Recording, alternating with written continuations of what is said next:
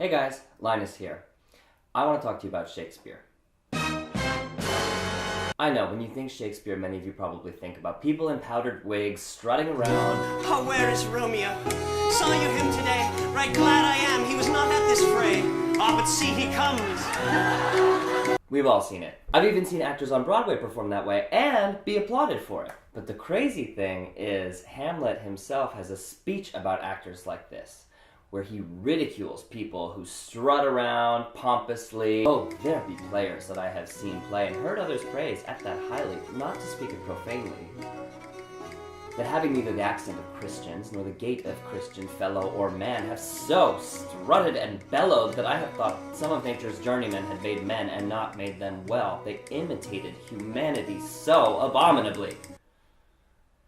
They imitated humanity so abominably. We are not doing a presentation of how well our diction is and how great we are at using our voices. No, we have to be heard and we have to be understood.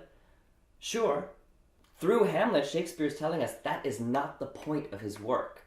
We are there to imitate humanity, to show people what the hell is going on around them. You know, Shakespeare at his time was writing satirical political commentary, really crude bathroom jokes, slapstick routines, fantastical dances, dream sequences, insane drag performances. He was commenting on race, he was commenting on class, not to mention a whole lot of sex, drugs, and rock and roll, or the 1600s equivalent, pretty much. You know, he wasn't writing just for the upper class, far from it. Most of his audience was poor people, standing room only, who would be shouting at the stage half the time. It's a lot like us at home watching soap operas.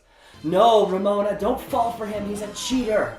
Now the thing is, that was the 1600s, so when we try to recreate it, there are a lot of roadblocks in the way to us feeling the immediacy, right? Because people talk a little differently, and there are some rhythmic things that happen in the text that we're not so used to, and the subject matter is a little obscure.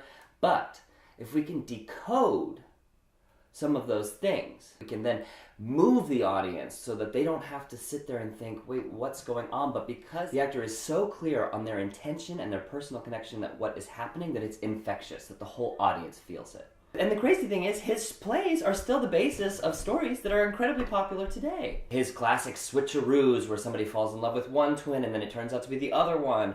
Or Hamlet, where a kid's father is killed by this villain and he takes over the kingdom. We see these same stories again and again, and many of them he took from classic pagan or classic Icelandic Norse epic tales that resonate in this profound way. So I want to unpack and decode a few concepts and tools that help people make Shakespearean text as relevant and as personal as a play that was written today.